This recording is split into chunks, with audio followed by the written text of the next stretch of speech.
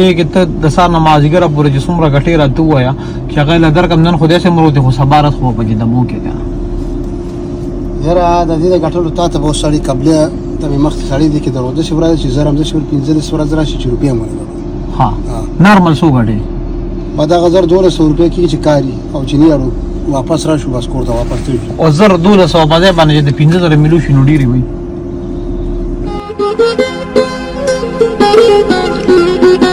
تاسو د امجد خان د ویډیوګانی تاسو ګورئ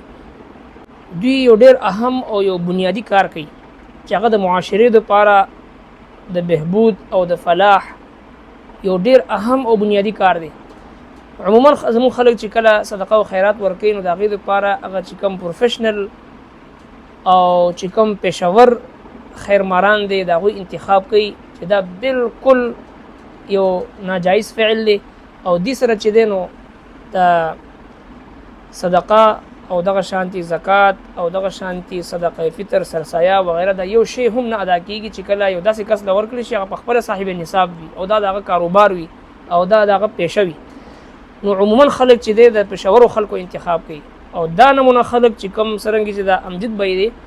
د دوی ویډیوګانې تاسو ګورئ چې د هغو خلکو انتخاب کوي چې کوم د معاشرې هغه پسمانده او د معاشرې هغه پیسه ہوئے خلک او د معاشرې هغه محنتکش خلک او د معاشرې هغه سفید پوشه خلک او د معاشرې هغه عزتمند او درانه خلک او د معاشرې هغه باحیا او باعفت زنانه او دغه شان د عزتمند نارینه مشران سپینګیري ځوانان چې مهنت مشقت او تکلیف سره چې د خپل د ورځې هغه چې د رزق او روزي ګټي نو لہذا موږ او تاسو طرف بحثیت یو مسلمان د داسې خلکو انتخاب کول پکار د خپل صدقې دپاره د خپل خیرات دپاره د خپل زکات دپاره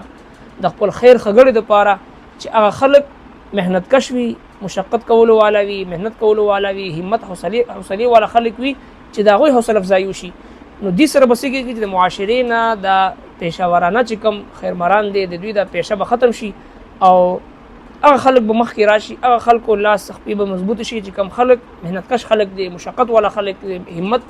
او حوصلې والا خلک دی باوجود د خپل ضعف نه باوجود د خپل د بوډاوالي نه باوجود د خپل بیمارو نه هغوی لګیا وي د خپل رزق حلال دپاره چې دی تګودو کوي هلې ځلې کوي محنت او کوشش کوي نو پکار دی چې موږ تاسو داسې خلکو حوصله افزایي وکړو او دې سره مرسته وکړو او هغوی سره تعاون وکړو او قطعا داسې خلکو له خپل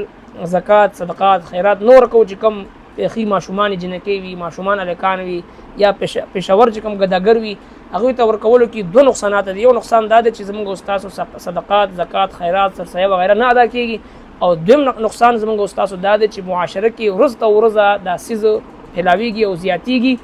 او دا خلک په خپل په دې پیشه کې چې دی هغه نور هم کلکېږي او نور هم هغوی په هغې باندې خوشحالېږي او زړه ورکېږي نو لہٰذا د دې خبرې خیال ساتل پکار دی څرنګه چې د امجد بی لګیا دی